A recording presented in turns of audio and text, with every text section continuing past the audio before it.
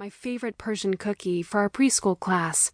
Mrs. Sang tasted one of the creamy pistachio cookies and asked Mom for the recipe so she could create a Latife-inspired donut. That got them to talking about family, Mom and Dad's Iranian ancestry, and Mrs. Sang's Cambodian background. Soon they were practically in tears, reminiscing over the trips they'd made as children to their parents' homelands. They bonded, swapped more recipes, and smiled at how inseparable Kiri and I were on the playground. When Mom mentioned needing to find an afternoon sitter for me, Mrs. Sang wouldn't hear of it. "Sheyda can stay with us," she told Mom. It would be fun for Kiri to have a playmate in the shop, she explained, and keep us both entertained. It had been this way ever since. "Kiri loves me, yes," mumbled Mrs. Sang now, turning toward the kitchen door with the tray of caramel dreams. "But where is the love for the donuts?" Kiri swung through the kitchen door, rolling her eyes at her mom. Seeing them side by side made me realize how much taller Kiri had grown in the last couple of months. With her long legs and slender frame, Kiri loomed more than a head above her mother, making their face-off almost comical. "I don't have to love donuts, Mom," Kiri said. "They're nothing but greasy globs of cholesterol. Isn't it enough that I'm here every day making them?" Mrs. Sang tisked and breezed through the door with her tray. Kiri collapsed against the wall, flicking her short, glossy black hair in annoyance. Over the break, she'd cut her hair into a sleek, angled bob, and the new look heightened her delicate nose and heart-shaped mouth, so that even when she was grimacing, she looked blockbuster-worthy. "I never thought I'd say this," she groaned, "but winter break cannot be over soon enough. If I have to work another full day here, I'll die." "Please don't," I smiled at Kiri's dramatics. "Who would I eat lunch with at school tomorrow?" "It could be good for you," Kiri argued, fingering her favorite necklace absently. It had 2 gold pendants, the comedy and tragedy masks. I'd given it to her for her 12th birthday, and she'd worn it every day since.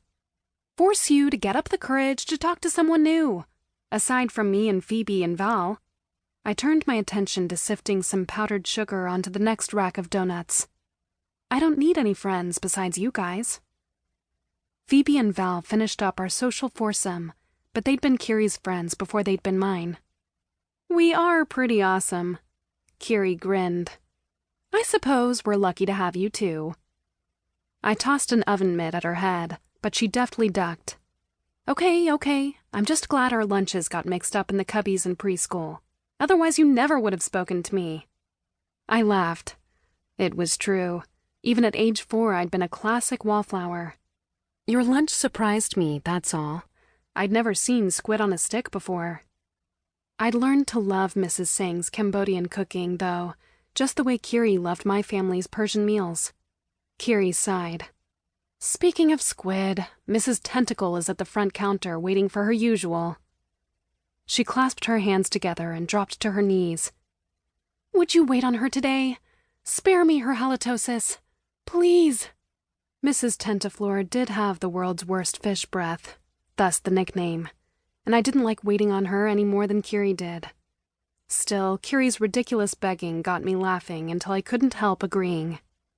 "All right," I said, "but next time I'm not giving in." Kiri grinned, triumphant. This was how our friendship worked. We had an unspoken queen bee sidekick pact. Kiri could talk her way out of or into anything using her performer's charm. Most people, including me, found it a quality more lovable than bossy.